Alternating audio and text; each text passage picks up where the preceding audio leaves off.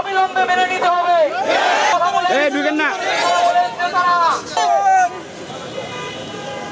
তাদের কর্তৃপক্ষরা প্রিলিমিনারি পরীক্ষা অংশগ্রহণ করেছিলেন, থাকতে সহযোগিতা করুন। আমরা 15-16 লক্ষ বা 20 লক্ষ টাকা ঘুষ দিয়ে চাকরি নেব। আমরা 18তম শিক্ষক নিবন্ধনে চূড়ান্ত ধাপে উত্তীর্ণ, সনদপ্রাপ্ত, সুপারিশ বঞ্চিত 16,213 জন। ইতিমধ্যে আমাদের একজন প্রার্থী আত্মহত্যা করছে, সেটা আমি আত্মহত্যা বলবো না, এনটিআরসি কর্তৃক ভয়ঙ্কর নীতিমালা এই আত্মহত্যার জন্য দায়ী। আমাদের দাবি হচ্ছে এনটিআরসির যে কাল প্রাতিষ্ঠানিক বাধা নামক যে কাল আছে, এই কাল তুলে দিয়ে 16,212 জনকে সুপারিশের আওতায় আনবে নতুন নীতিমালা পরিবর্তনের আগে। আসসালামু আলাইকুম। আমি 18তম সুপারিশ বঞ্চিত এক সনদধারী একজন প্রার্থী। আজ আমরা শাহবাগে এসেছি আমাদের দাবি তুলে ধরার জন্য। আমরা গত 2 মাস ধরে শান্তিপূর্ণ আন্দোলন করে আসছি এনটিআরসি ভবনের সামনে, শাহবাগে এবং প্রেস ক্লাবের সামনে। আমাদের দেশ শান্তিপূর্ণ দেশ না হয়ে আমাদের দেশ হয়ে গেছে আন্দোলনরত দেশ। আমাদের দেশে মৌলিক অধিকার আমরা পাই না যদি শান্তিপূর্ণ আন্দোলন করে, কারণ আমার দেশ অশান্তিপ্রিয়। এ কারণে আমার দেশ আমার মৌলিক অধিকার দিচ্ছে না। আমরা 24 সালে যখন শূন্যপদ নিয়েছিল আমাদের 25 সালে গণবিজ্ঞপ্তির জন্য, তো সেটা অন্তর্ভুক্ত করা হয়েছিল 24 সালের মার্চ মাস থেকে 24 সালের অক্টোবর পর্যন্ত। আমরা 25 সালের মাঝামাঝি সময়ে চাকরিতে যোগদান করে, তাহলে আমাদের কেন 7 মাসের ভিত্তিতে 25 সালে আমাদের গণবিজ্ঞপ্তি দেওয়া হয়, যেখানে আমরা 25 সালে জয়েন করেছি কিন্তু আমাদের 25 সাল দেওয়া হয়নি। আমরা 60,000 প্লাস প্রার্থী উত্তীর্ণ হয়েছি 18,65,719 জন প্রার্থীর সাথে প্রতিযোগিতা করে। এখানে গড় প্রতিযোগিতার হার ছিল 2.97%। আমরা এনটিআরসি কর্তৃপক্ষের কাছে বারবার গিয়েছি আমাদের যৌক্তিক দাবি তুলে ধরার জন্য। আমরা আন্দোলন করেছি শান্তিপূর্ণভাবে। এনটিআরসি কর্তৃপক্ষ আমাদেরকে বলেছে আমরা নাকি অযোগ্য। আমরা যদি অযোগ্য হয়ে থাকি তাহলে এনটিআরসি কর্তৃপক্ষ কিভাবে আমাদেরকে 60%, 70 এবং 80% মার্কের ভিত্তিতে সনদ দিয়েছিল? এনটিআরসি কর্তৃপক্ষ জানে যে আমরা সাবজেক্ট ওয়াইজ কতজন টিকেছি।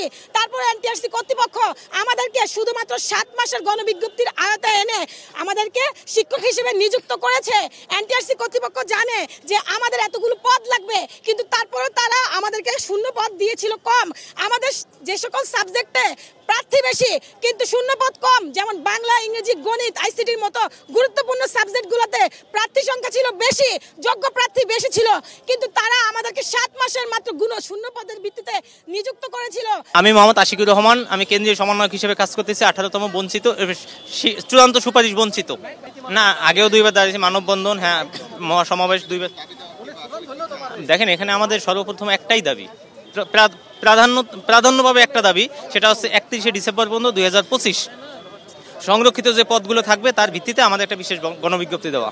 হ্যাঁ, ইতোমধ্যে আমরা এনটিআরসি চেয়ারম্যান স্যারের সাথে 3 থেকে 4 বার স্মারকলিপি দিয়েছি। সচিব ম্যাডামের সাথে দেখা করেছি 2 বার, মানে দেখা হয়েছে 1 বার, কিন্তু তার পিএস এর সাথে কথা হয়েছে, প্রধান শিক্ষা উপদেষ্টা স্যারের সাথে দেখা হয়েছে। তারা আমাদের সম্পূর্ণ আশ্বস্ত করেছেন যে হ্যাঁ, এটা আপনাদের যৌক্তিক, আপনারা 2.5 থেকে 3টা বছর কষ্ট করেছেন, একটা সনদ অর্জন করেছেন, এটা আপনাদের অধিকার, এটা আমরা একটু ভাববো, একটু সময় দিতে হবে। কিন্তু ভাই, সর্বোপরি কথা হচ্ছে এনাদের যে সময় দেবো, এনারা তো বিভিন্ন সময় বিভিন্ন রকমের তালবাহানা করে থাকে, বিভিন্ন রকম সবাইকেই তারা আশ্বাস দেয়, কিন্তু আমরা আজকে কোনো আশ্বাসে ঘরে ফিরতে চাচ্ছি না, কারণ আমরা একটা প্রজ্ঞাপনের মাধ্যমে ঘরে ফিরতে চাই। এর অন্যতম কারণ হচ্ছে, দেখেন, 19তম থেকে তারা নতুন ক্রাইটেরিয়ায় 19তম নিয়োগ কার্যক্রম পরিচালনা করবে। তার ভিতরে অন্যতম হবে 200 মার্কের কেবলমাত্র পিলি। যেমন আমরা 2.5 বছর ব্যয় করেছি, পিলি দিয়েছি 100 মার্কের, রিটেন দিয়েছি 100 মার্কের, কিন্তু আজকে আমরা দেখতেছি নতুন ক্রাইটেরিয়ার মাধ্যমে তারা 200 মার্কেরই কেবলমাত্র পিলি নিবে। তো এর মানে হবে কি, আমরা রিটেনে আমরা যে মার্ক অর্জন করেছি, অথচ তারা পিলির মাধ্যমে, ইতিমধ্যে এটা নর্মাল হিসাব, এটা সবাই বোঝে, পিলির মাধ্যমে মার্ক বেশি তোলা খুব স্বাভাবিক হিসাব। তা আমাদেরকে তারা কোন ক্রাইটেরিয়ায় ফেলবে এর একটা স্পষ্ট ধারণা আমাদেরকে দিবে, তারপর তারা নতুন কার্যক্রম শুরু করবে। 19তম। আপনারা ইতিমধ্যে জানেন যে মিডিয়ার কল্যাণে যে 14/9/2025 ইংরেজি তারিখে শিক্ষা সচিব রেনা পারভিন ম্যামের সাথে আমাদের কথা হয়। তিনি আমাদের বলছেন যে আপনারা কোনো জনদুর্ভোগ করবেন না, জনদুর্ভোগ করলে আমরা মুখ ফিরে নেব। আমরা এতদিন শান্তিপূর্ণভাবে অবস্থান কর্মসূচি পালন করছি। তিনি বলছেন যে আপনারা তো যেহেতু প্রিলিমিনারি, রিটেন এবং ভাইভা পাস করছেন, সেহেতু ভাইভা পাস করছেন, তাহলে আপনারা অবশ্যই যোগ্য, আপনাদেরকে বিষয়টা বিবেচনা করা হবে এবং নিয়োগ দেওয়া হবে। ঠিক তার পরের দিন 15/9/2025 ইংরেজি তারিখে আমরা এনটিআরসি চেয়ারম্যান জনাব আমিনুল ইসলাম স্যারের সাথে দেখা করি। উনি আমাদের একটা কথাই বলছে যে তোমাদের নিয়োগ দিয়ে আমাদের লাভ কি, আমরা নতুন নিয়োগ ছাড়লে, 19তম সার্কুলার ছাড়লে আমাদের রাষ্ট্রের ইন্টারেস্ট বাড়বে। পারবে।